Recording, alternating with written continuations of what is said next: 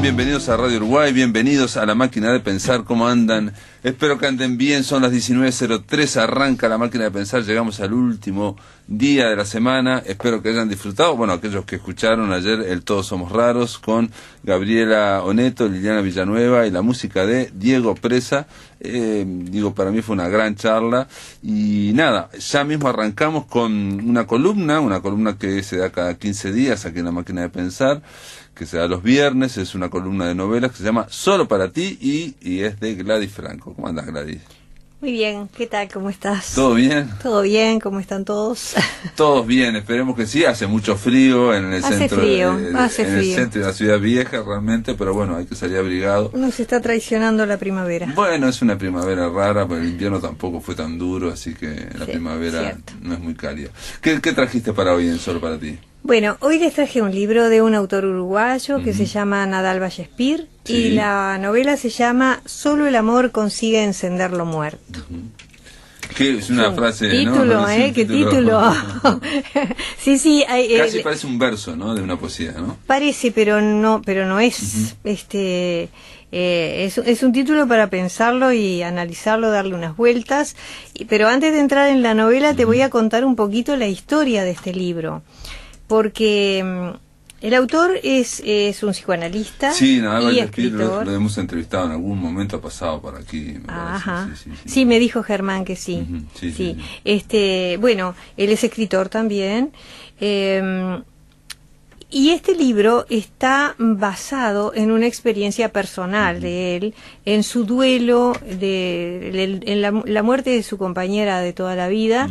Y este libro ha sido como parte de su proceso de tramitación o de intento de tramitación, de elaboración del duelo, de ese duelo. Ahí está, de lo que se dice, ¿no? Elaboración, por lo menos se decía antes, ¿no? Se sigue diciendo, sí. O sea, todo episodio traumático, toda situación traumática para una persona requiere de un tiempo y de un trabajo, lo que se llama un trabajo de duelo, ¿no? Que pasa por el recuerdo, por el sufrimiento, por el volver a recordar, ¿no? Esta cosa que se ve tanto en los duelos de volver a hablar y hablar mucho de lo sucedido, no solamente en los duelos, en todo episodio traumático, viste que hay una necesidad de como de repetir eso para recontárselo a uno mismo, incluso, ¿no? a uno mismo. Parece que en realidad no importa si los otros están escuchando o no, o si estás contando por tercera vez, sino como que es de contárselo a la propia conciencia, ¿no? Algo así, como de hacerse a la idea, o sea, lograr que esa idea inaceptable finalmente coagule y se haga parte de uno, ¿no? Y también, vos decís coagule, pero también es una forma también de que esa idea se canaliza a través de un relato, ¿no? O sea, claro, sí, coagule me salió un verbo ahí que no uso jamás y que es de la medicina. Bueno, pero es como para cicatrizar. Para cicatrizar, ¿no? Es cierto. Cuando hablamos de cicatrizar también hablamos de la medicina, de las heridas físicas, ¿no? Hay que decir, Nadal Vallespir, hay que decir que también vamos a decir que es la primera novela, que hasta ahora había escrito libros de cuentos y había ganado algunos premios también. Sí.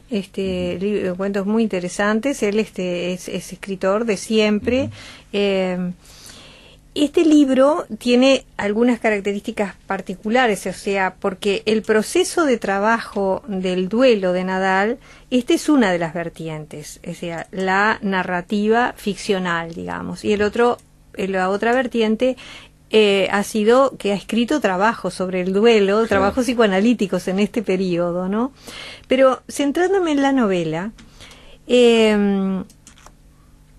una cosa muy interesante que surgió enseguida y que amigos de él se lo dijeron, se lo dijo Daniel Gil, se lo dijo Fernando Butazzoni enseguida que tuvieron conocimiento de este texto antes de que lo editara, es que tenía una simetría con la novela Niveles de vida de Julian Barnes, que también escribió ese libro a partir de la muerte de la esposa. Es una novela, para mi gusto, muy diferente, ¿no? Sí. Pero, claro, el motivo y el desencadenante de esa escritura es lo que tienen en común estos dos escritores, ¿no? Entonces, en el 2016, a principios de 2016, hicimos unas jornadas de literatura y psicoanálisis que tú sabes que solemos organizar los psicoanalistas, Y Fernando Butazzoni en esas jornadas presentó un texto sobre este libro de Nadal Vallespir, relacionándolo con el texto de Julian Barnes. Fue muy interesante. Te pregunto una cosa, sí. No estamos hablando de autoficción, ¿no? Que es algo que está tan, ¿no? ¿O sí? ¿O estamos hablando de un personaje central que se llama de otra forma, o se llama igual que el escritor, que refleja en parte el escritor? Yo pienso que sí, que entra en esa categoría, que entraría la novela de Vallespir, a mí me parece que entra en esa categoría, sí. Bueno, y Butazzoni, ese trabajo que leyó Butazzoni en esas jornadas está en su libro, está publicado en su libro La vida y los papeles, que salió el año pasado también, ¿no? En 2016. Yo leí ese libro. Sí, interesante, muy interesante. Es un libro muy de miscelánea, ¿no? Sí, de diversos escritos de él, de su vida tan aventurera, ¿no? Sí, lo leí, sí. Por eso me sonaba esto que me decía Julian Barnes, que me acordaba. Seguramente leíste el texto de Fernando Butazzoni, ahí está. Por otra parte, yo hice mis asociaciones también con esto de la elaboración, ¿no? A propósito de la elaboración de los episodios traumáticos, me acordé mucho de, cuando leí esta novela de Nadal, me acordé mucho de La escritura o la vida de Jorge Semprún, ¿no? ¿Te acordás que...? Sí, tampoco la leí, pero es un libro que es un libro así, sí. quiero leerlo. Tenés que leerlo, sí. Quiero leer tantos libros. Sí. Bueno, la experiencia en la de Semprún, digamos, él se salva gracias a la escritura, digamos, ¿no? En los campos de concentración, ¿no? Bueno, lo curioso es que él no escribe inmediatamente después de salir del campo de concentración. En ese momento es que él dice esto: la escritura o la vida. O la vida. A mí esa frase, yo antes de leer el libro siempre me había quedado, pero ¿por qué o una cosa o la otra? Y es como que él sale del campo y dice hay que vivir, claro, ¿no? Y después mucho tiempo después va a escribir sobre esa experiencia brutal. En general, uno pensaría que sería más lógico este proceso de Nadal o de Barnes, de tratar de procesar por la escritura en lo inmediato, ¿no? Son experiencias distintas, son experiencias diferentes. El duelo es algo más natural que la tortura del campo de concentración. Claro, el terror, Javier Cercas estuvo este fin de semana en la Feria del Libro y dijo que ningún país que haya pasado por el terror, digamos, lo que hace la gente, que pasó, nadie quiere hablar, digamos, y los que hablan, dice él, en general son los que exageran, mienten y dan relatos de buenos y malos. O sea que tienen más cercanos a la mentira, pero los que realmente vivieron eso no quieren, que es el caso, digamos, le pasó a Semprún, en fin, le pasó a otros. Y en este caso de Nadal, él, digamos, el personaje central es similar al escritor, y que empieza empieza ya con el fallecimiento de su compañera. No, la novelización es así. Hay una pareja joven, ¿no?, que es el relator y su mujer, que están viajando y se encuentran, toman conocimiento con un personaje que es un viejo que cuenta que se reúne con ellos y los pone como espectadores del relato de su duelo y de su desazón por el duelo por haber perdido a su mujer, compañera de toda la vida. Esa pareja joven, la mujer muerta tiene el mismo nombre que la mujer joven. Es decir, la pareja joven querría no tener que escuchar el relato del duelo del hombre anciano, claro, pero al mismo tiempo no encuentran manera de rehuirlo, ¿no? Y el hombre joven, el testigo, retiene las palabras del viejo, ¿no?, enteramente.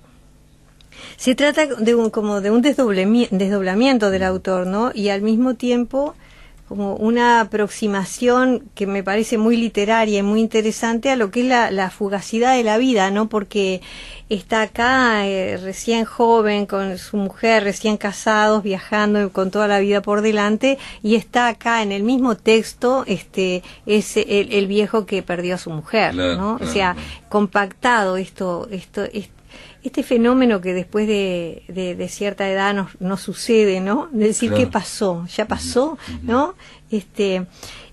Bueno, eso está muy bien acá realmente, ¿no? Y ya te digo, O sea, no capaz es que que habla en tren. primera persona. Perfecto. No, él habla el relator habla en primera Sí. persona, pero no habla de su duelo, es testigo del duelo del otro. Perfecto. ¿no? Y después el en toda protagonista esa de un duelo, primera ¿no? parte. Ah. Bueno, y después ese relato del viejo que contiene toda la intención, digamos, Es como, ese relato es como, digamos, un frontispicio, ¿no? Ese, Sí. ¿no? Es la anticipación. Es ¿no? la De anticipación. lo que vendrá, digamos. Sí.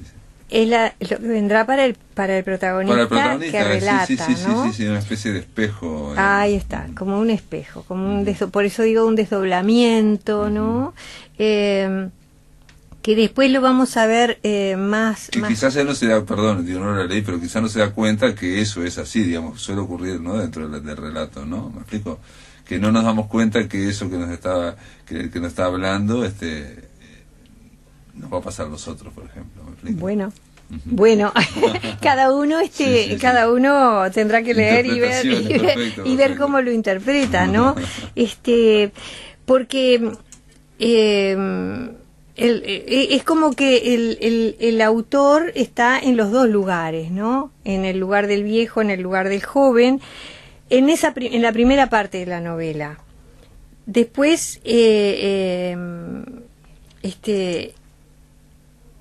la vuelta de tuerca que tiene es la segunda parte del libro, que en Montevideo el relator se encuentra nuevamente, ve al viejo, pero empieza a ver al viejo no como antes, no como lo pasó en Francia, ¿sí? Que se sentaron y conversaron y el viejo habló y él escuchó y relató, sino que es como una figura huidiza para sus ojos, que lo encuentra y no lo encuentra, que lo ve y se desaparece, que no hay un encuentro.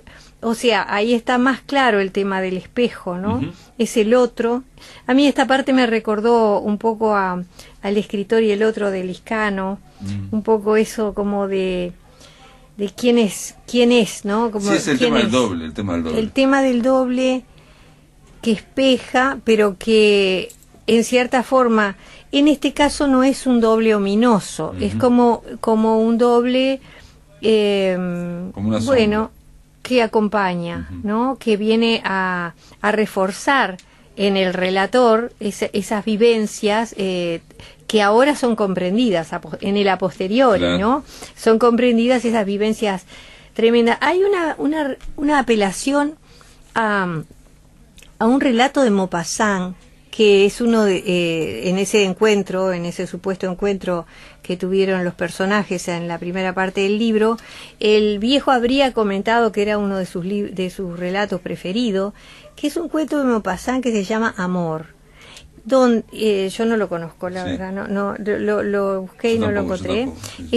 Donde, bueno, la escena es así: un cazador dispara y mata a un pajarito macho o hembra, pajarito hembra, y el macho de la pareja empieza, en vez de huir, empieza a saltar alrededor del pajarito que está muerto, ¿no? De la muerta, y buscando que la bala que lo mate a él también, ¿no? Como algo de no querer apartarse, querer acompañar a la pareja en ese destino, porque la vida no tiene sentido.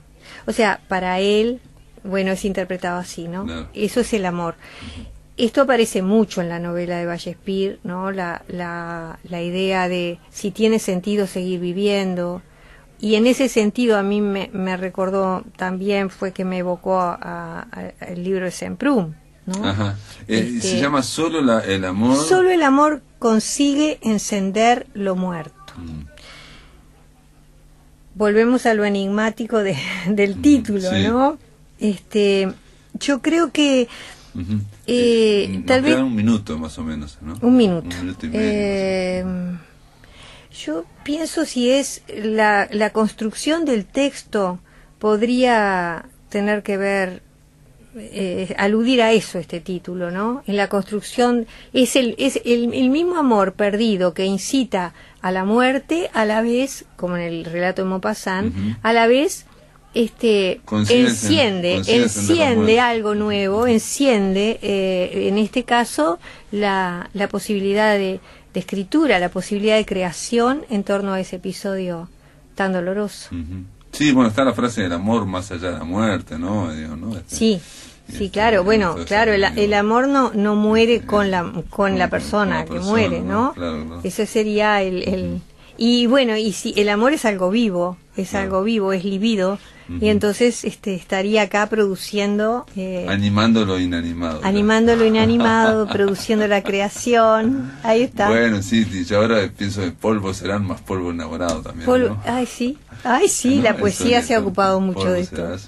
Más polvo enamorado. Gladys Franco, bueno, quedó presentada esta novela de Nadal Vallespir, que está en librerías, salió hace muy poquito, estamos hablando de junio, julio de este año, y que se llama Solo el amor consigue encender lo muerto. Ahí está. Gracias por estar. Muy bien, amigos, en este segundo bloque de La Máquina de Pensar vamos a recordar una entrevista que tuvimos hace unos años. ¿Por qué? Porque hubo un libro de Gustavo Espinosa que se llamó Las arañas de Marte. Este libro ha sacado muchas ediciones y ganó en su momento el premio Bartolomé Hidalgo. Y ustedes saben que este año la Feria del Libro cumplió 40 años, 40 ediciones de la Feria Internacional del Libro, y entonces la Cámara organizó 2 premios. Uno, un premio especial, digamos, de la crítica al mejor título, el mejor libro, del mejor título de los últimos 40 años de un escritor vivo. Esto es muy importante, ¿no? Y del otro puso una lista para que el público eligiera el mejor libro de los últimos 40 años de un escritor o escritora vivo. Es importante también. Entonces, en el caso de la crítica, eligió la obra completa o la obra reunida de Circe Maya, de la gran poeta Circe Maya, y en el caso del público, que recibió más votos, fue la novela Las arañas de Marte, editada por y escrita por Gustavo Espinosa. Así que los invito, amigos, a escuchar, a oír la charla que mantuvimos con Gustavo en su momento. Para hablar con el autor de Las arañas de Marte, Gustavo Espinosa. ¿Cómo le va, Gustavo Espinosa? Hola, ¿qué tal, Pablo? Muy buenas tardes o noches, no sé qué decir. Gustavo Espinosa, primero que nada, felicitaciones por el Bartolomé Hidalgo en narrativa, ¿no? Bueno, muchísimas gracias. Había una gran expectativa después de aquella novela, Carlota Podrida, que realmente, no sé si impactó, pero bueno, a mí, por ejemplo, me encantó, yo te lo dije aquí, y hubo mucha gente que estuvo de acuerdo, digamos, y mucha gente que lo comentó. Entonces, siempre está el tema de, bueno, ¿cómo va a ser la siguiente? Me parece a mí, ¿no? Bueno, sí. ¿Va a ser por la misma cuerda? ¿Va a ser distinta? En fin. Claro, bueno, o sea, ese tema estuvo para mí también. Ajá, vos lo sentiste, ¿no? Después de Carlota, digamos, ¿no? Y bueno, y ahora se instala de nuevo, sí, yo ahora no tengo la menor idea. Yo el otro día le comentaba a Carlitos Reyes, creo, del País, algo por el estilo, ¿no? O sea, yo creo que hay, si bien son bien diferentes en muchas cosas, Carlota y las arañas de Marte, hay como una hermandad entre ellas, en el sentido de que, bueno, son 2 textos que ambientan su argumento en 33, que tienen que ver en parte de la historia que cuentan con los años 70, que hay mucho de lo que ahora se llama autoficción, digamos, ¿no? En ambas novelas, y bueno, siempre está esa cuestión de que uno no quiere repetirse, ¿no? Pero bueno, ya yo creo que cierta inquietud me causa, por ahora te confieso que no tengo mucha idea por dónde puedo llegar a agarrar, pero también tengo confianza de que algo irá a salir. Nosotros hace muchos años con algunos amigos, no tanto respecto de la literatura, pero lo decíamos respecto del cine, que cuando un crítico digamos, está a favor de determinado director, aquellas cosas que se repiten en sus películas son calificadas de rasgos de estilo, digamos, ¿no? Claro, sí. Ahora, cuando el crítico es adverso a ese director, resulta que es reiterativo, ¿no? Claro. Sucedía, por ejemplo, hace 25 o 30 años, con algunos críticos uruguayos que veían rasgos de estilo en Berman y reiteraciones en Woody Allen, por ejemplo. Claro. En fin, veremos qué pasa conmigo si vuelvo a escribir sobre 33, cosa que es bastante probable por ese lugar. Pero me parece igual que las novelas, digo yo, es fresquita, la terminé ayer, Las arañas de Marte, me parece que las novelas son distintas e incluso me da la impresión que vamos a aclarar un poco, Las arañas de Marte tiene como núcleo central, digamos, un hecho histórico que ocurrió terrible en 33, del cual he tenido muchas versiones y de gente que ha querido abordarlo. Yo no sé si otros lo han abordado. Me refiero a que en el año 75, con la represión de la dictadura después de reprimir digamos, al MLN del 72 al 73, en el 75 se reprimió al Partido Comunista básicamente, y en 33 agarraron un campamento del OJC y metieron preso a gurisas de 15, 16 años durante unos meses, ¿no? Hubo sí, eso que fue parte de lo que se llamó Operación Morgan, tengo entendido, que fue justamente, como tú lo decías, represión dirigida al Partido Comunista. Y acá en 33 sí, hubo un grupo, casi 40 personas, la enorme mayoría menores de edad, y hubo en los rangos de edad iban desde los 13 años hasta los 18. Claro, las personas, los que eran menores de edad tuvieron unos meses y los que ya tenían 18, bueno, tuvieron largos años de cárcel, ¿no? Pero además de eso, las consecuencias posteriores, porque hubo toda una serie de operación mediática, diríamos, con los medios que hoy nos parecen algo rudimentarios, que era la prensa escrita y la radio, básicamente, donde se difundieron comunicados difamantes que bueno, asociaban esas actividades con una red de prostitución, con cosas por el estilo, que estigmatizaron mucho a todos esos gurises, ¿no? Eso, digamos, en lo que sería en el Pago Chico, lo que sería en 33, que obviamente la memoria puede quedar fresca.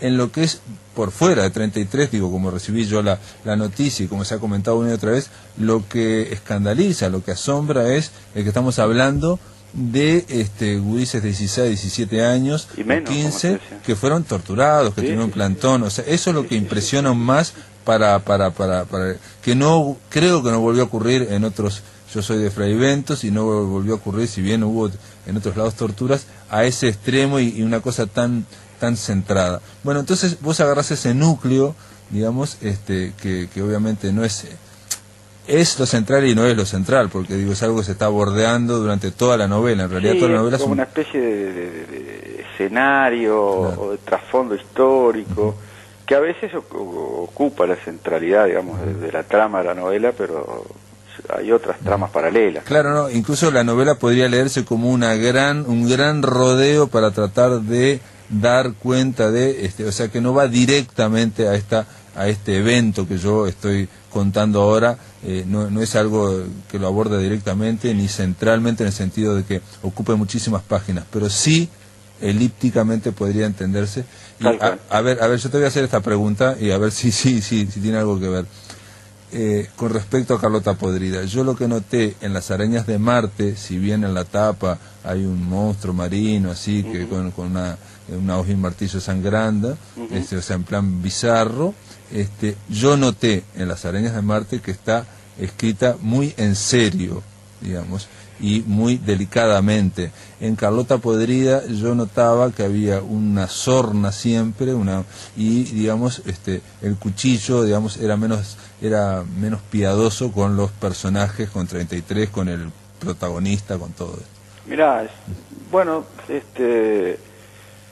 eso, vos sabés que es la primera vez que me lo dicen, a eso me estás haciendo pensar si realmente será así. Lo que sí te puedo decir, que tal vez es lo que haya producido ese efecto, es que yo traté sí de ser sumamente cuidadoso en el tratamiento de ese tema histórico, ¿verdad?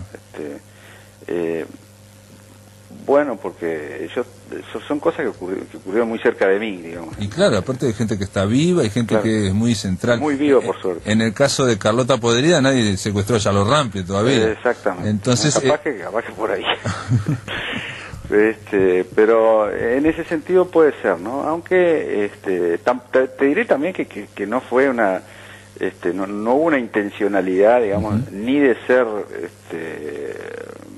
exageradamente cáustico o grotesco en Carlota, ni de serlo menos en esta otra, pero sí hubo una intención de cuidado o de delicadeza. Exacto, sin ser eufemístico, digamos. Fue mayor en ese aspecto temático de las arañas de Marte. Es más, incluso antes de mandarlo al editor, el texto original de la novela, yo se lo envié a algunas de las personas que sirvieron como base a los personajes, porque me interesaba saber su opinión, que por suerte fue muy alentadora.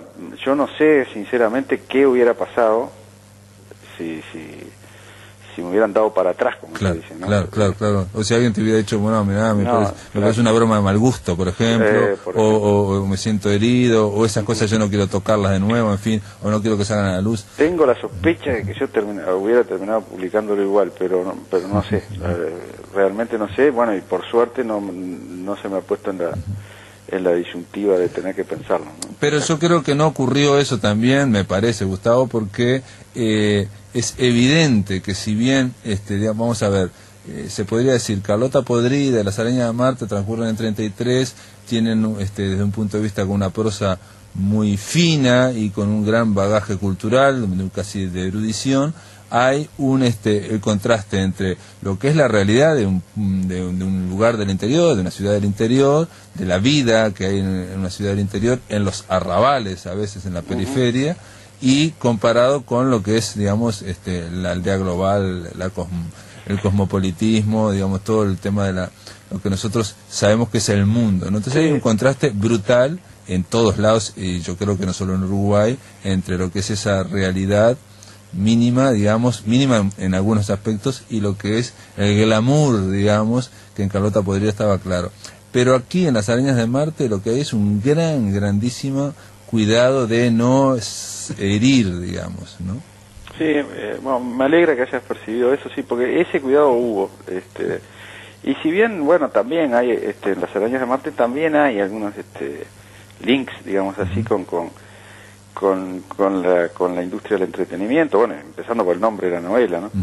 Se habla también de ciertas fotonovelas, se habla de ciencia ficción, de rock sinfónico, que eran los consumos culturales de algunos de los personajes. Hay un relevamiento de palabras de los décadas del 70, pero impresionante, digo, ¿no? Yo que sé, cosas que a los que no lo vieron, digo, yo que sé, Silvapen, yo no sé si todavía se usa. O, por ejemplo, aquí hay un fragmento que me gustaría leértelo, Gustavo, porque me parece que va más allá, digamos, de la reflexión literaria, del hallazgo literario, sino que es algo que uno que ha vivido, si algo ha vivido en el interior, lo ha visto y lo ha sentido, o sea, eso se ha repetido en el interior. Dice en un momento: de un día para otro no hubo conversación de pizzería, de comité de base o de cine club en la que para glosar una situación cualquiera no se precisara con ironía o con furia que nos encontrábamos en Macondo, o que García Márquez no había inventado nada. Vos me escribiste no hace mucho, bueno, que aquella actitud fue algo artificioso y ridículo. Vivíamos como si nosotros, ¿no? Los intelectuales, vivíamos como si cada uno de nosotros fuese un sujeto apolíneo, un occidental flotando en medio de la metafísica, deslumbrado por la exuberancia de los sueños de la razón en ciertos territorios excéntricos. Sí, sí, es verdad eso, ¿no? Te di cuenta, digo, en Fraiventos en un momento nosotros decíamos, le habíamos puesto Fraibondo, esto es típico de Fraibondo, ¿no? Claro. Es Macondo cuando uno lo ve, digamos, ¿no? Que claro, lo que pasa es que viste que esa actitud que yo tuve en algún momento también, es un poco una actitud enajenada, o sea, de como de determinar que la verdad que la realidad o que la verdad es la verdad que crea un texto, digamos, ¿no? O sea, es leer la realidad en clave de escritura. En este caso en clave de realismo mágico. Pero por otro lado, eso también da cuenta del enorme poder de una literatura y de los aparatos de amplificación y de publicidad de esa literatura, como lo fue la del boom y la de García Márquez en particular. Es increíble. Yo creo que no se menciona en la novela, pero vos podés recordar también, quizá, que hay una cumbia de los guaguancó. Sí, lo menciono, ¿no? Acá dice, un fragmento antes dice, antes de la proliferación del libraco con la E invertida, que yo no sabía cuál era 100 años de soledad, claro, y de la cumbia de los guaguancó habían transcurrido de manera distraída e inútil ante sus ojos. La idea de que, digamos, la vida en el interior, hasta que no vino esa forma poética, 100 años de soledad, no empezó a ser etiquetada. Eso es típico de Macondo, es típico de Macondo. Es como darles, como que toda esa cosa le dio sentido a un montón de cosas que pasaban a nuestro alrededor, ¿no? Bueno, yo qué sé, en Vergara, que es un pueblo que se menciona en la novela, que queda a 60 kilómetros de la capital de 33, había un prostíbulo que se llamaba Macondo, ¿no? Claro.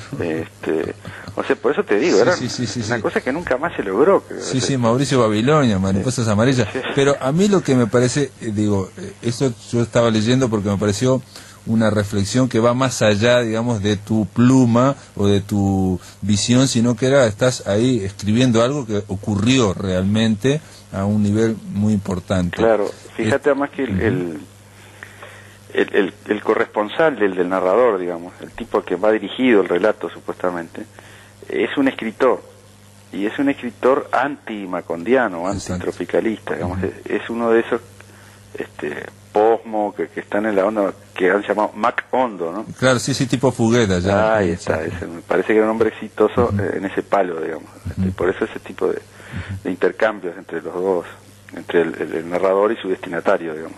Claro. A mí lo que me sorprendió no fue esa reflexión, sino el final de esta frase, de este párrafo, porque esa sí creo que es un hallazgo tuyo, que es esta, la de que todos aquellos que decíamos, mirá, estamos en Freibondos, estamos en Macondo, eso es típico, y llorábamos de la risa, esto está zancado ahí, dice, cada uno, vivíamos como si cada uno de nosotros fuese un sujeto apolíneo, sí, claro. Un occidental flotando en medio de la metafísica, como si fuéramos perfectos europeos viendo, mirá, eso es de Mauricio Babilonia, eso es de Macondo. Ajá. Sí, claro, exactamente. Por eso que había un efecto de enajenación, ¿no? Exacto. O sea que nosotros, de alguna manera, de un modo un poco raro, un poco perverso, como que nos identificamos con la mirada de aquellos europeos que se deslumbraban con el espectáculo que les armaba García Márquez, digamos, ¿no? Claro, pero incluso la propia novela Carlota Podrida puede transcurrir en ese palo, en ese sentido de que ocurre en cierta, solo en Sudamérica, que alguien pueda secuestrar a Charlotte Rampling para no sé qué, no sé cuánto, digamos, con esto estoy diciendo que era la forma que le dio García Márquez a algo que ya preexistía, obviamente, que es América Latina, y nosotros que lo podíamos mirar desde el punto de vista europeo, que yo creo que quizás los más enajenados eran los que miraban desde el punto de vista europeo. Pues claro, es eso lo que dice, ¿no? Exactamente. Gustavo, si me esperás, después de la pausa vamos al segundo bloque y vamos a seguir hablando de este libro que parece que bascula entre García Márquez y David Bowie, Las arañas de Marte. Con mucho gusto.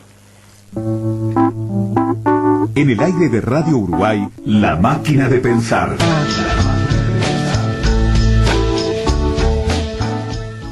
Conversando acá con el escritor 33ino Gustavo Espinosa, autor de la novela ganadora del Bartolomé Hidalgo en narrativa, Las arañas de Marte, editada en Hay algo a destacar también para aquellos que quieran leer Las arañas de Marte, que hablábamos de, obviamente, todo ese relevamiento que haces vos de la década del 70, en música, pero en giros coloquiales, incluso te permitís decir que, por ejemplo, hay giros como por ejemplo decir alucinante o alucinatorio, dice que no se usaban y que no se usarían hasta 2 o 3 décadas después, ¿no?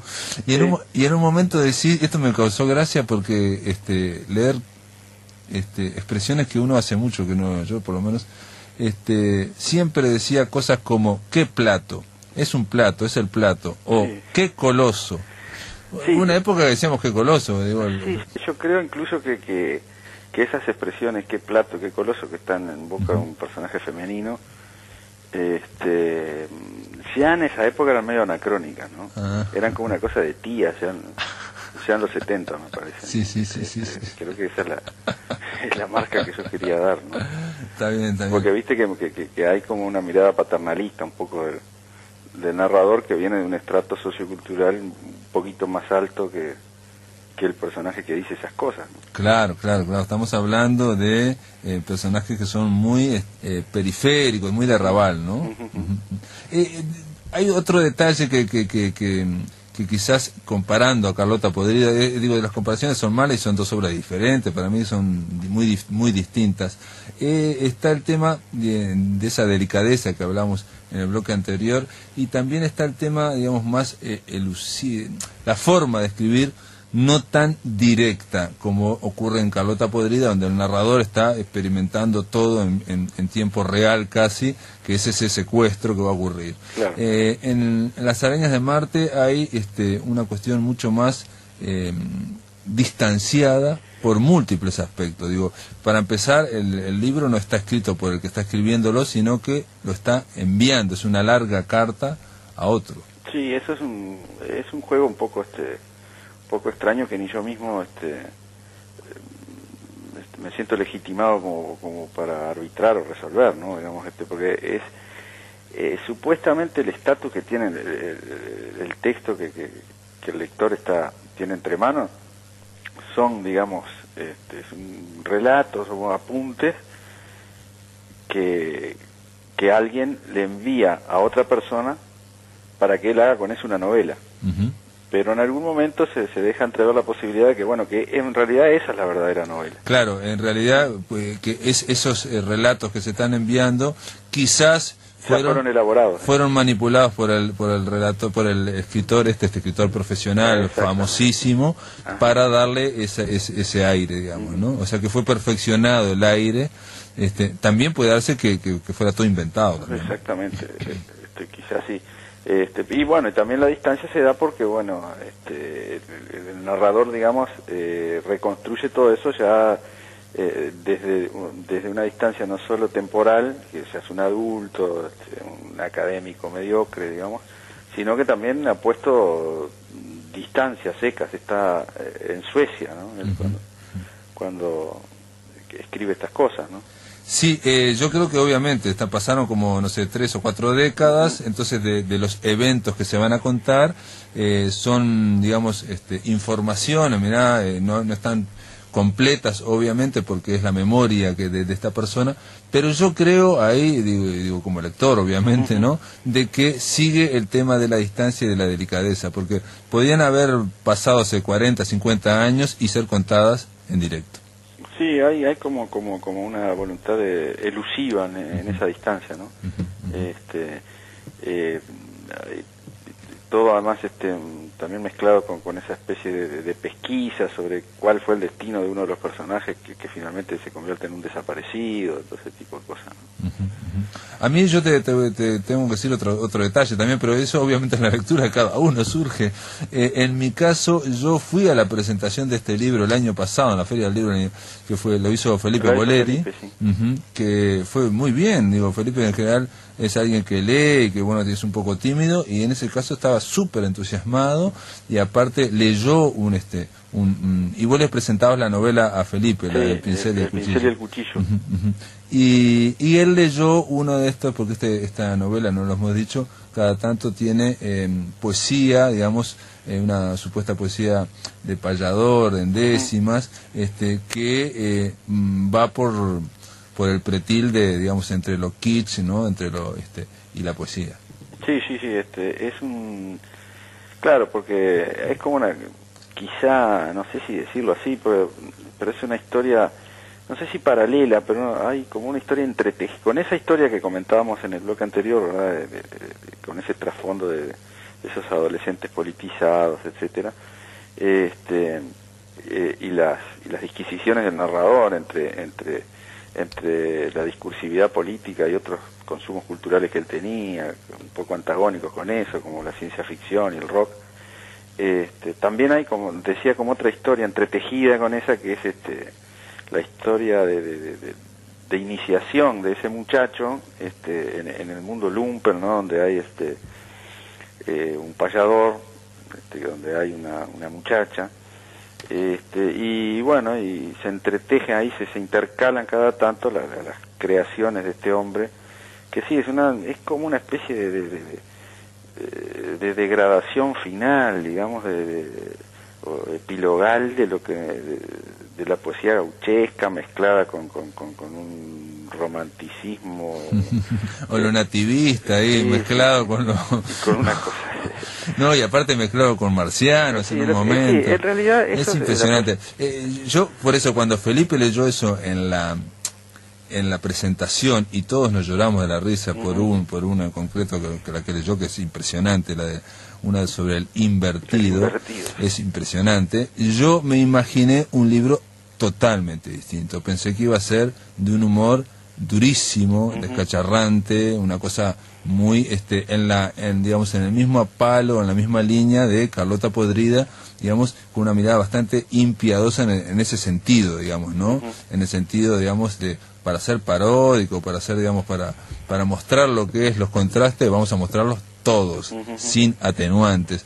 Y no, el libro no va por ahí, el libro va por otro lado. En el caso de los poemas quizás sí, ¿verdad? Porque sí, los poemas son una parodia o una caricatura, en algunos casos no muy exagerada, ¿no? Pero en otros sí.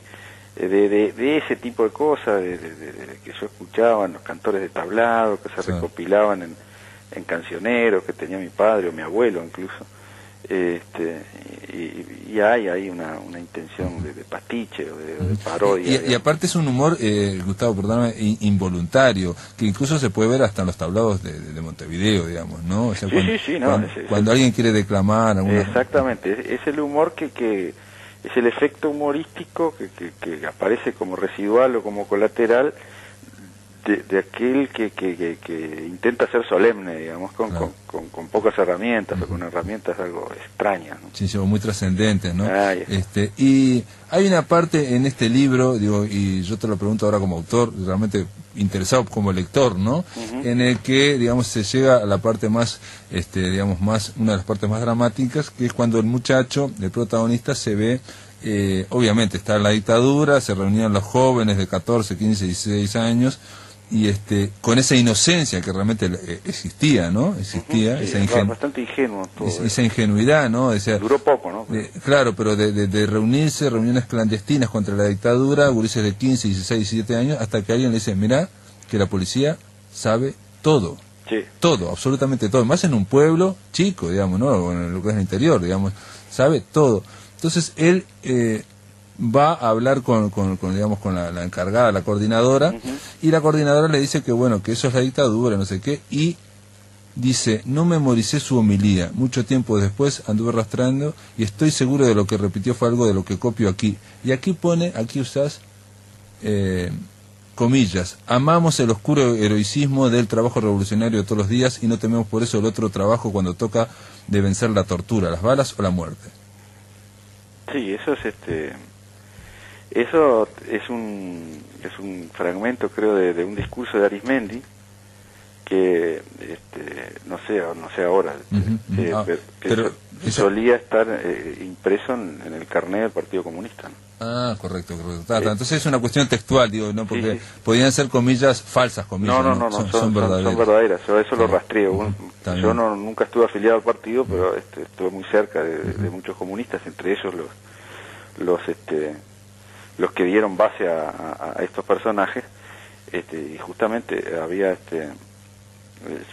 vos sabés que Ahora que lo estoy diciendo no me acuerdo si era lo que estaba en el carné o es fragmento de un discurso de Arismendi. Pero es un fragmento. Es un fragmento de un discurso de Arismendi. Yo esto se lo leí a una persona que no leyó la novela, pero le leí esa página y me dijo, no, esto lo sacó de algo y por eso lo entrecomilló. Eso es real. Mira, no recuerdo si es el texto que pero esa es la idea. Estaba en el carné o es tomado del libro de Marisa Silva Schultz sobre los militantes comunes. Correcto.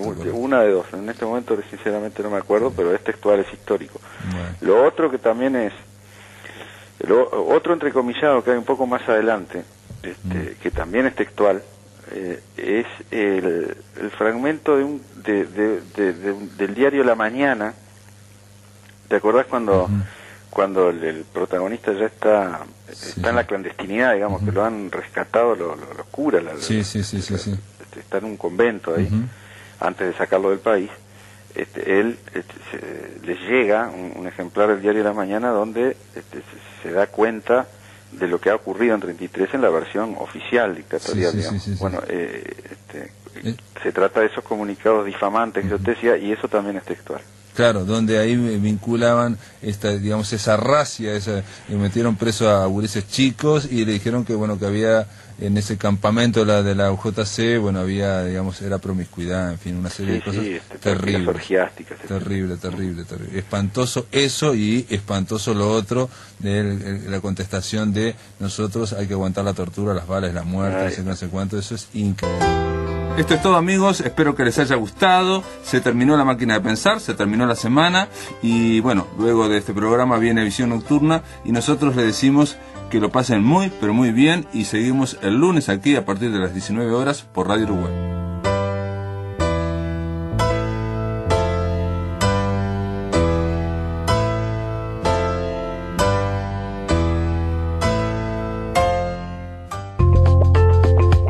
Moñas en Ronda, una creación de Radio Canelones en emisión conjunta con las radios públicas y con la participación de niñas y niños de las escuelas públicas de todo el país.